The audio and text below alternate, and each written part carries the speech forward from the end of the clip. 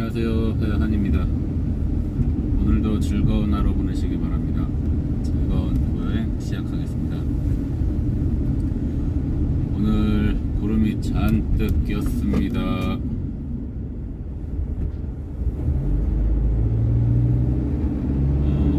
오전부터 계속 비가 왔어요.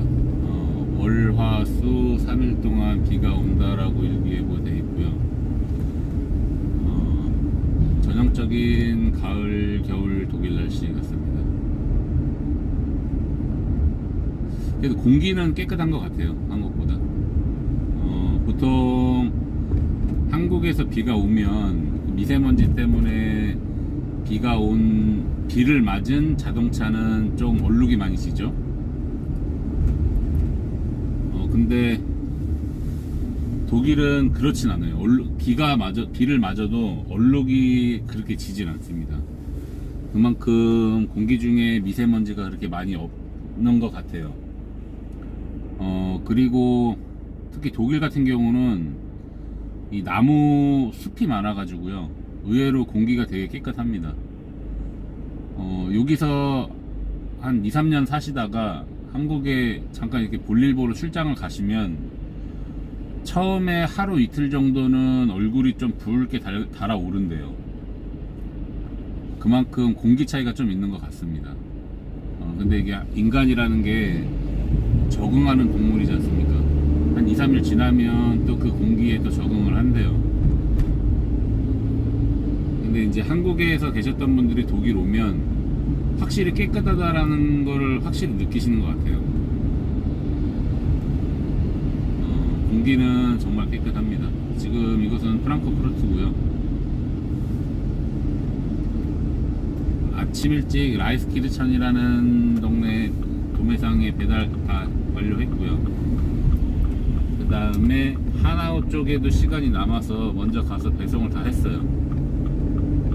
그래서 지금 시간이 10시 반인데 지금 배송이 거의 다 완료된 상태입니다. 그래서 좀 여유 있는 상태로 카메라 켜고, 그래도 비가 그쳐서 그나마 좀 맑게 보이는 것 같습니다. 오전에 비가 오는 상태로 방송을 좀 켰는데 듣다가 그냥 지웠습니다. 말은 주저리 하는데 일단 화면이 안 보입니다, 비 때문에. 그래서 삭제를 시키고 지금 다시 카메라를 킨 겁니다. 저번 주에 마지막에 의료보험에 대해서 간략하게 말씀을 드렸고요. 실질적으로 독일에 와서 살면서 어떤 게 과연 가장 피부에 와닿을까라고 생각을 좀 해봤거든요. 의료보험도 진짜 피부에 와닿을 것 같다라는 생각에 좀 제가 좀 격분을 해서 이게 좀 막 주저리 2회에 걸쳐서 말씀을 드렸던 것 같아요. 이번에는 보통 제 나이 때쯤 되면 보통 이제 늦게 결혼하신 분들은 초등학생이든지 좀 일찍 결혼하신 분들은 중고등학생 이런 학부모일 텐데, 이런 교육 서비스에 대해서 한번 말씀을 좀 드리고 싶어요. 한국하고 조금 많이 틀린 것 같습니다. 처음에 저도 독일에 들어와서 살게 된 계기가 여러 가지 이유도 있지만 아이의 교육에 관해서도 일정 부분에 좀 혹해서 온 건 있거든요. 그러니까 일정 부분에 마음에 들어서 온 거는 있기는 합니다. 하지만 이 시스템 자체를 이해를 하고 마음에 들어서 온 건 아니고요. 비록 근로자분들이 보험료를 많이 내서 의료비라든지 교육비라든지 이런 게 전적으로 무상이다라고 해서 마음에 드는 게 사실 가장 크죠. 하지만 이런 시스템적인 면에서는 사실 전혀 몰랐어요. 알고 있는 지금에서는 글쎄 좀 반신반의하는 것 같아요. 한국 교육 시스템이 좋은 부분도 있고요. 독일 시스템이 좋은 부분도 있긴 한데 이 두 가지를 진짜 섞어 놓으면 최상의 조합일 수도 있다는 생각이 듭니다. 물론 뭐 의료 시스템도 독일과 한국이 반반씩 좋은 것만 섞어 놓으면 진짜 퍼펙트 할 것 같아요. 나쁜 것들 다 몇 가지 쳐내고 좋은 것들만 하면 정말 진짜 모든 게 다 완벽할 것 같다라는 생각이 듭니다. 보통 한국이 지금 의무교육이 중학교까지인가요? 고등학교까지인가요? 그냥?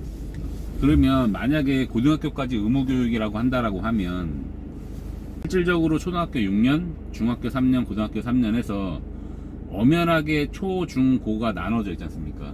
6년, 3년, 3년 해서 모든 그 해당되는 기간에서 해당되는 연차별로 공부의 시스템을 갖고 가죠.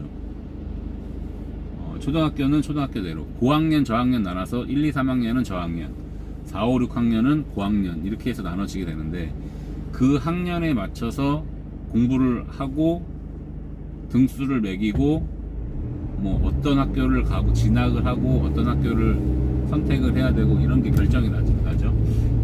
근데 보통 중학교 때까지는 다 일괄적으로 뭐 가까운 뭐 이제 사립은 빼고 일단 공립으로 비교를 해봤을 때 그냥 집 앞에 있는 초등학교를 가고 졸업하면 근처에 있는 중학교를 진학을 하고 뭐 공부를 중학교 이후에 공부를 잘해서 뭐 과학고를 간다든지 보통 인문계를 가거나 자연계열을 가거나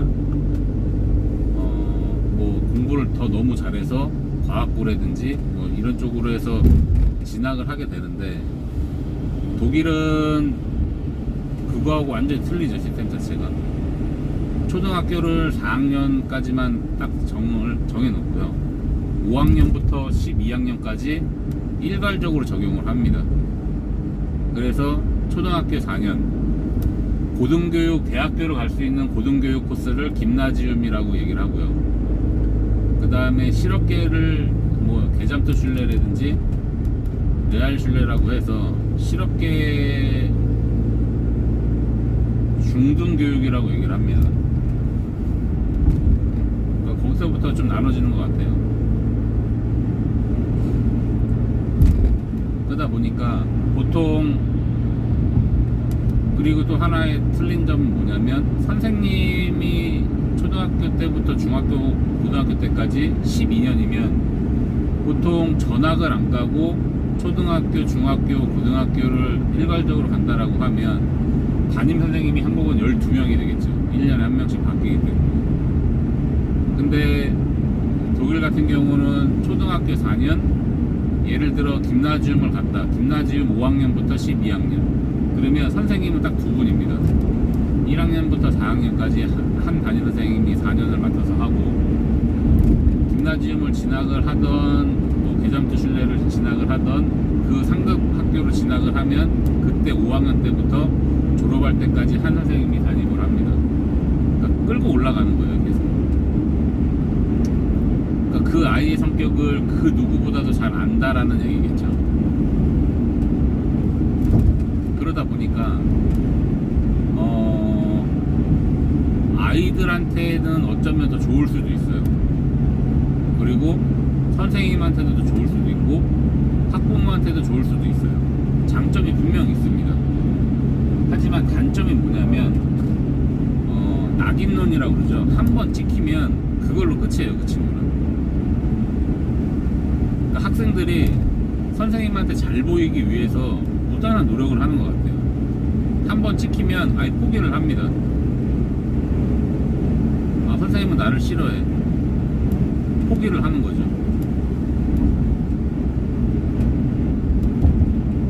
그리고 선생님도 아예 그 친구가 실수를 하면 기회를 주는 것 같으면서도 일단 포기를 하는 것 같아요. 저희 아이 같은 경우도 대표적인 게 뭐냐면 동네를 이사를 해서 초등학교를 한번 옮겼거든요. 전학을 시켰습니다. 2학년은 전에 살던 동네에서 다녔고 3, 4학년은 지금 이번 살고 있는 오보제에서 다니고 있는 상황인데 3학년 때 전학이 와서 한 달을 딱 다니고 코로나가 딱 터졌어요. 그러면 뭐 도이치 시험이라든지 수학 시험이라든지 뭐 모르니까 점수가 뭐 어떻게 나왔던 간에 상관이 없겠지만 인성 점수라고 사회 점수가 있거든요. 선생님이 저희 아이를 한 달 보고 나서 어떻게 그걸 판단하냐 이거죠. 근데 점수를 너무 형편없이 준 거죠. 처음에는 거기서 좀 화가 났어요. 모르니까 점수를 안 준 거다라고 생각을 하고 그냥 넘겼습니다. 근데 요번에 이제 4학년이 올라가면서 학부모 회의라는 게 있어서 거기 참석을 했는데 저희 아이만 그런 게 아니더라고요. 보니까 저희 아이의 학급의 총 인원이 18명이었고 그 중에 그러니까 남녀의 비율이 있어야 되는 상황인데 저희 아이의 반에만 여자가 4명, 남자가 14명인 거예요. 너무 남자 비율이 많은 거예요. 보통 다른 반 물어보니 다른 반은 거의 뭐 18명이면 8명, 10명, 뭐 9명, 9명 이렇게 균등 있게 배열을 해주는데 저희 아이의 반만 4명, 14명이라는 거죠.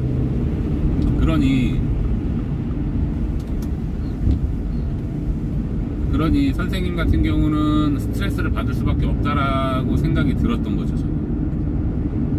그러니까 한번 찍히면 그 아이에 대해서는 점수를 주기 싫은 거예요.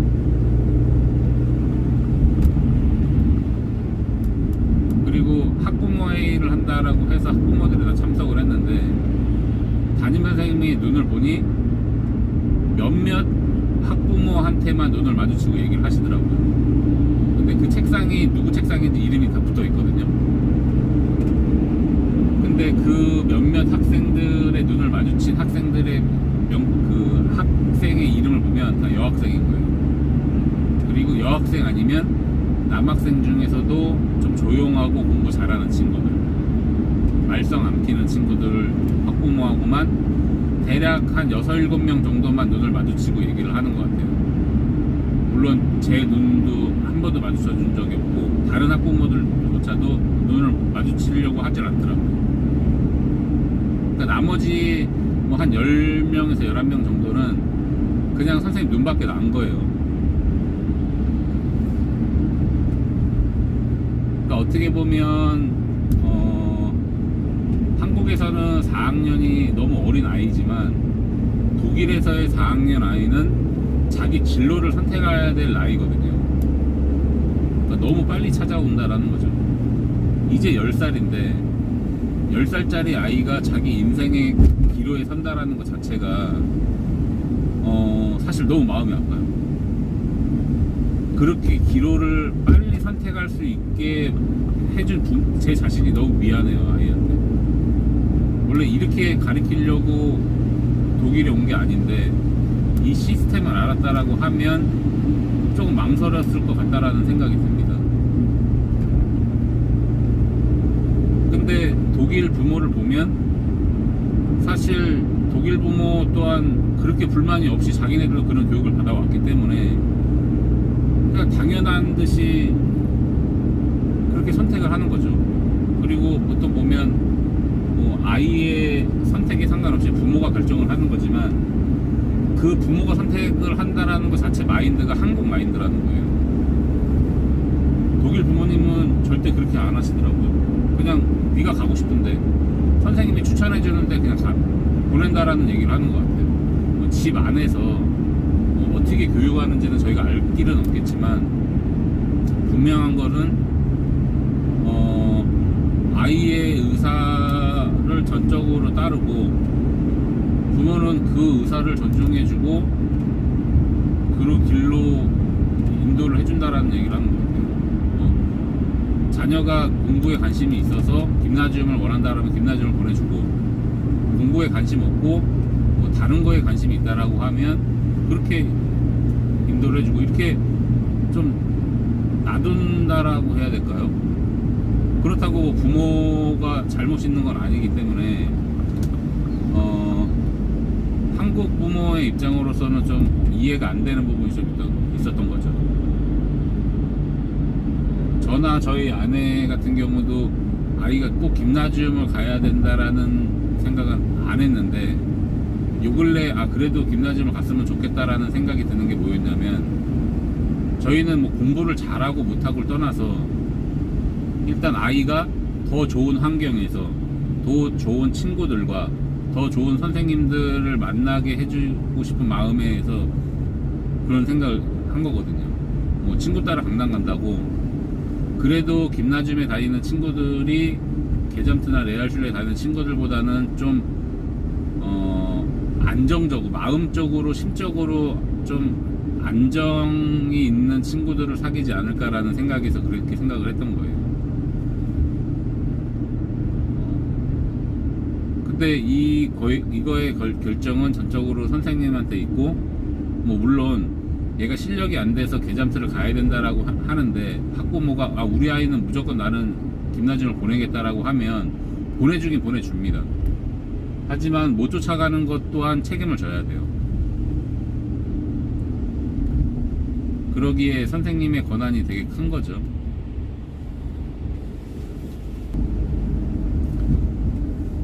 오늘 방송 여기까지 마무리하고요. 구독과 좋아요, 알림 설정 부탁드리겠습니다. 감사합니다. 안녕히 계세요. 슈스.